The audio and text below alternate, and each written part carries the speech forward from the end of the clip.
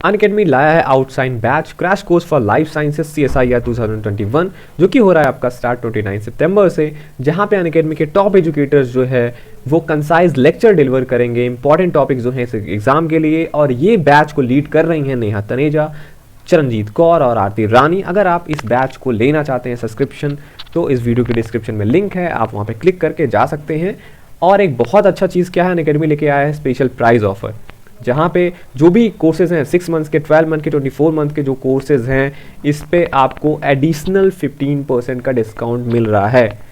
तो आपको करना क्या है, जब भी आप 6 मंथ, 12 मंथ या 24 मंथ के कोर्सेज को जा रहे हैं लेने, ठीक है, उसका सब्सक्रिप्शन ले रहे हैं CSIR वाले का, ठीक, तो आपको करना क्या है, यहाँ पे हमारा रेफरल कोड बॉटनी 10 यूज़ करना है। और अगर जिस पे आपको 10% का डिस्काउंट मिलता है, और अगर ये आप जो आपका सब्सक्रिप्शन है 28 से 30 सितंबर के बीच में ही लेते हैं तो आपको एडिशनल 15% का डिस्काउंट मिलता है।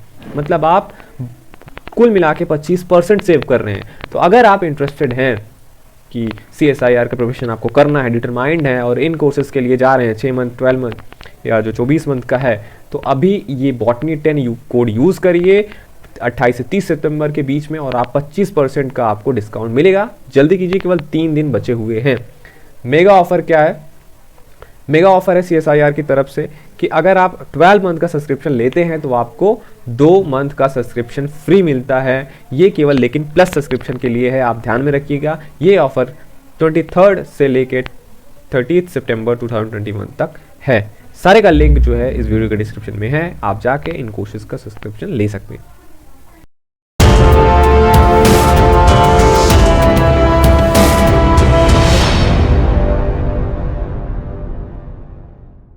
Hello friends, welcome to channel masters of botany again. मैं हूं आपका दोस्त विनय कुमार सिंह और इस वीडियो में हम जो है उड़ीसा का जो SSB का पेपर हुआ था उसके क्वेश्चन का आंसर और सोल्यूशन दे रहे थे। क्वेश्चन नंबर 50 तक हो चुका था। क्वेश्चन नंबर 51 पे आते हैं। पूछा है आपसे periderm is composed of, periderm किसका बना हुआ होता है। तो आपको ये याद रखना है कि जो हमारा पेरिडर्म होता है वो एक्चुअली किसका पार्ट होता, मतलब किसके किन किन चीज़ों से मिलकर बना हुआ होता है। सबसे पहले फिलोडर्म, फिर फिलोजन और फिल्म। देखिए फिलोडर्म जो होता है ये सेकेंडरी कॉर्टेक्स को हम फिलोडर्म बोलते हैं। फिलोजन क्या होता है, आपका कैम्बियम होता है। कैम्बियम ही स्टेम के अंदर के साइड में फिलोडर्म जनरेट करता है और बाहर के साइड में फिल्म जनरेट करता है। फिल्म को हम कॉर्क भी बोलते हैं। तो इस तीनों को हम क्या बोलते हैं, पेरिडर्म बोलते हैं। तो periderm is composed of, your correct option will be D, phellem, phellogen and phelloderm. Question number 52 पे आते हैं। The cells functionally associated with sieve tubes are, जो सेल्स जो होते हैं फंक्शनली एसोसिएटेड रहते हैं सीयू ट्यूब से, उसे क्या बोला जाता है। देखिए फंक्शन मतलब जो फंक्शन में हेल्प करे, और बात किसकी हो रही है, सीयू ट्यूब का हेल्प करे। तो सीयू जो ट्यूब्स हैं उनका हेल्प कौन करता है, कंपेनियन सेल्स करते हैं। तो इसका करेक्ट ऑप्शन क्या होगा, B, companion cells are functionally associated with sieve tubes. Question number 53 पे हम आते हैं। Anomalous secondary growth in the stem of Boerhavia is due to the formation of. Secondary growth जब आप पढ़ते हैं एनोमैलस सेकेंडरी ग्रोथ, तो सेकेंडरी ग्रोथ जो एनोमैली होता है कई टाइप के हो सकते हैं। डिफरेंट प्लांट में डिफरेंट एग्जाम्पल दिए गए हैं और बोरहाविया उसमें से एक है। बोरहाविया में क्या होता है, जो एनोमैलस सेकेंडरी ग्रोथ है वो क्या है आपका, कि वहां पे आप देखेंगे सक्सेसिव रिंग्स ऑफ कैम्बियम होता है, यही इसमें एनोमैली होती है। तो करेक्ट ऑप्शन क्या है इसका, ए। क्वेश्चन नंबर 54 पे आते हैं। In case of diarch roots, diarch roots के केस में जो लैटरल रूट्स होते हैं वो एराइज होते हैं पेरिसाइकिल से। जो लैटरल रूट्स एराइज होते हैं वो तो पेरिसाइकिल से एराइज तो होते ही हैं, ये तो नोन है, पर कहां से, किस रीजन में, क्योंकि यहाँ पे आप देखेंगे डाइअर्क, ट्राइअर्क, टेट्रार्क जो रूट्स होते हैं उनमें ये पोजीशन जो होता है लैटरल रूट का राइज होने का, ये पेरिसाइकिल से तो होता है, लेकिन पूछा है कहां से होता है, opposite the xylem bundles, opposite the phloem bundles, between the xylem and phloem bundles, और opposite both xylem and phloem bundles. तो अगर आप एनाटॉमी में ये चीजें पढ़ेंगे कि लैटरल रूट का फॉर्मेशन कैसे होता है, तो डाइअर्क रूट क्या होता है, डिफरेंट होता है सबसे। ठीक, आप लैटरल रूट क्या होता है, इंडोजीनस हमेशा पेरिसाइकिल से होता है। अब ये जो पेरिसाइकिल से होता है यहाँ पे क्या है जो इसको यूनिक बनाता है। डायर्क जो रूट होता है, जो लैटरल रूट्स होते हैं, वो फ्लोएम और जाइलम के स्ट्रैंड के बीच में क्या होता है, निकलता है। तो मतलब between the xylem and phloem bundles, option number C correct होगा। ये तो मान लीजिए होगा आपका डायर्क रूट के बारे में। अगर हम बात करें ट्रायर्क और टेट्रा रूट के बारे में, तो जो लैटरल रूट्स होते हैं वो जस्ट अपोजिट निकलते हैं प्रोटोजाइलम के, और पॉलीआर्क रूट में जो लैटरल रूट्स होते हैं वो फ्लोएम स्ट्रैंड के अपोजिट में निकलते हैं। तो ये चीजें आप याद रखिएगा। ऑप्शन नंबर सी इसका करेक्ट है। क्वेश्चन नंबर 55 पे आते हैं। Maturation of stamens and carpels of a flower at different time is called. जब मैच्योरेशन स्टेमेंस और कार्पेल का डिफरेंट टाइम पे हो तो इसे क्या बोला जाता है। देखिए प्लांट्स में क्या होता है, ऑटोगैमी ना हो और वहाँ पे क्रॉस पॉलिनेशन हो, इसलिए क्या करते हैं प्लांट्स अपने जो मेल रिप्रोडक्टिव ऑर्गन होते हैं स्टेमेंस को, कभी स्टेमेंस जल्दी मैच्योर हो जाते हैं, कार्पेल बाद में मैच्योर होते हैं, या कभी कभी कार्पेल जल्दी मैच्योर हो जाते हैं, स्टेमेंस बाद में मैच्योर होते हैं, और इसको इस टर्म को क्या बोलते हैं, डाइकोगैमी बोला जाता है। ठीक, तो डाइकोगैमी यही है। और जो कि इसका दो टाइप है, प्रोटेंड्री और प्रोटगैनी। प्रोटेंड्री का मतलब स्टेमन पहले मैच्योर होगा और प्रोटगैनी का मतलब पहले कार्पेल मैच्योर होगा। ठीक है, ये सब सारी कहानी हो गई आपकी। क्वेश्चन नंबर 56 पे आते हैं। पेरिस्पर्म क्या होता है। ये क्वेश्चन बहुत पॉपुलर क्वेश्चन है, बहुत जगह पूछा जाता है। पेरिस्पर्म क्या होता है, ये न्यूक्लियस का रेमिनेंट होता है, रिमेन्स होता है ये न्यूक्लियस का। तो 56 का क्या होगा, सी। क्वेश्चन नंबर 57 पे हम आ जाते हैं। क्वेश्चन नंबर 57 बड़ा क्वेश्चन है ये। Chromosome number of a endosperm cell of a hybrid seed raised by a cross between a diploid female and a tetraploid male angiosperm plant is 16. What will be the chromosome number of the endosperm cells of a hybrid seed raised by a cross between a tetraploid female and a diploid male plant? देखिए अब थोड़ा सा यहाँ पे कहानी है। यहाँ पे आपको क्या चीजें याद रखनी है, रेसिप्रोकल क्रॉस कराया है। एक बार क्या हुआ, पहली बात तो आपको कंसेप्ट में रखना है, दो चीजें हैं। एक बार इसने डिप्लॉयड फीमेल का क्रॉस कराया है टेट्राप्लॉयड मेल से, और दूसरी बार इसने क्रॉस कराया है टेट्राप्लॉयड फीमेल का डिप्लॉयड मेल से। अब पूछा है आपसे कि जो ऐसा प्लांट होगा उसका क्रोमोसोम नंबर क्या होगा। तो आपको एक चीज यहाँ पे याद रखनी है, पूछा क्या है, क्रोमोसोम नंबर ये है, what will the chromosome endosperm cell का पूछा है ना। What will be the chromosome number of the endosperm cell of a hybrid seed raised by a cross between a tetraploid female and a diploid male plant? देखिए endosperm क्या होता है, normal क्या होता है, ट्रिप्लॉइड होता है। ट्रिप्लॉइड क्यों होता है, अगर आपसे पूछा जाए तो आप बोलेंगे क्योंकि एम्ब्रियो सैक में जो पोलर न्यूक्लियाई होते हैं वो फ्यूज कर देते हैं।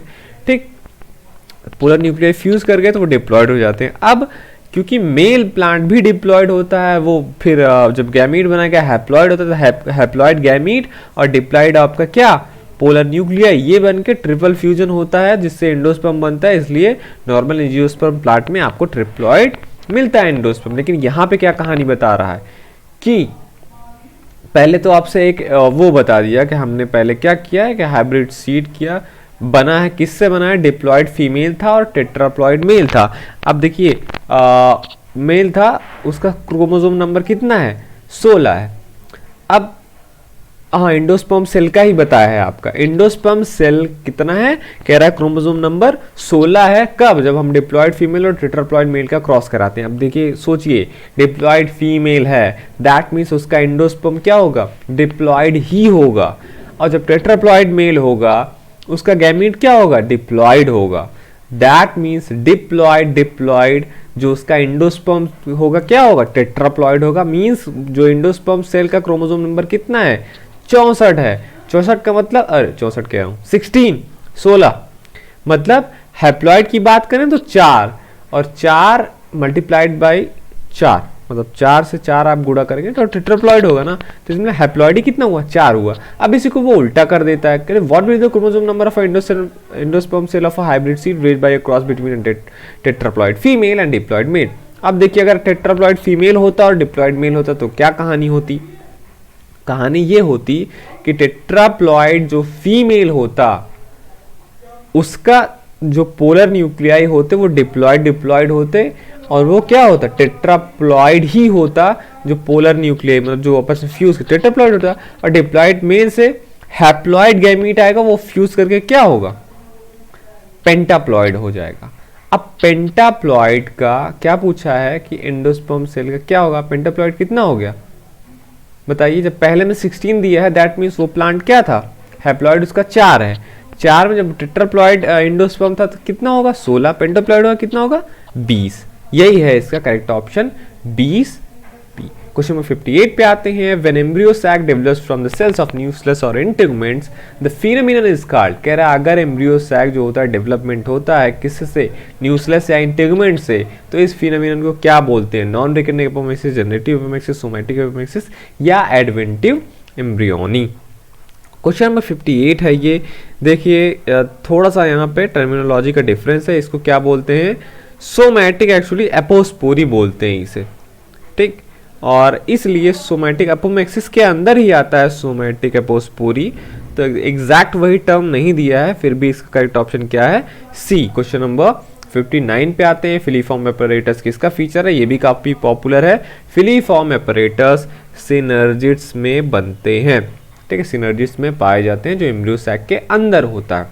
क्वेश्चन नंबर 60 पे आते हैं। Find the odd man out on the basis of seed dispersal mechanism।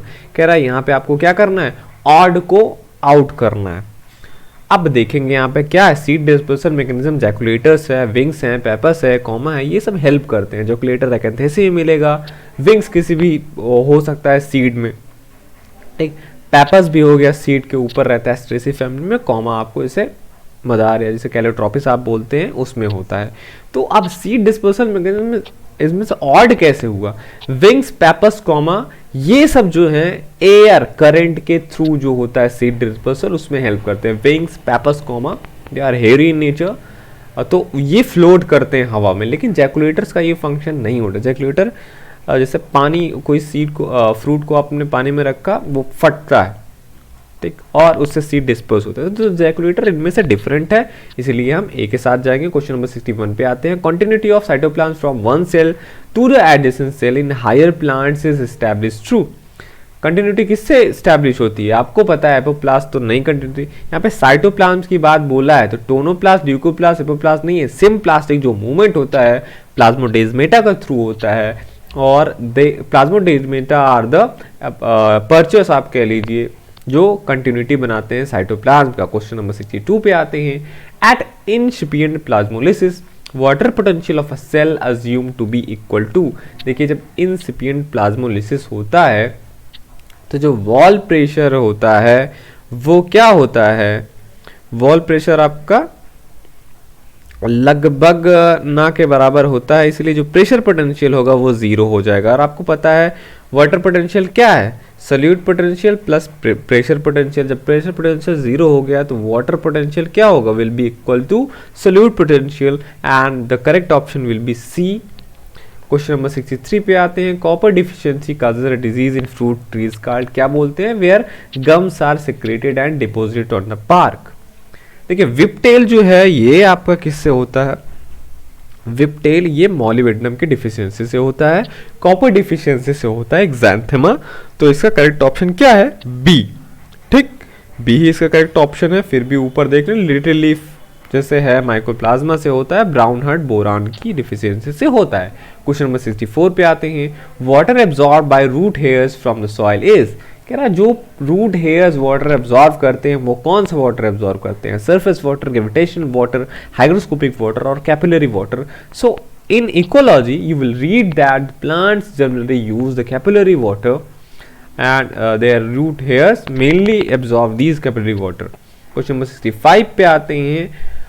Carbon dioxide acceptor in C4 plant is, carbon dioxide का एक्सेप्टर जो होता है क्या होता है C4 प्लांट में। आपको पता है C3 प्लांट में कार्बन ज्वाइन करता है तो वहाँ पे रुबिस्को एंजाइम रहता है, ठीक, और वहाँ पे ऑक्सिलेरी एसीटेट जो होता है वो एक्सेप्ट करता है आपके कार्बन डाइऑक्साइड को।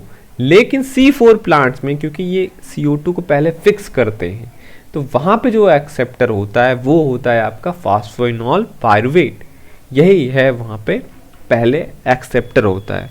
तो ये था क्वेश्चन नंबर 65 तक के क्वेश्चंस। बाकी के जो क्वेश्चंस है मैं उसे सॉल्व कराऊंगा नेक्स्ट पार्ट में। देखते रहिए आप अपना channel masters of botany and thank you for watching this video.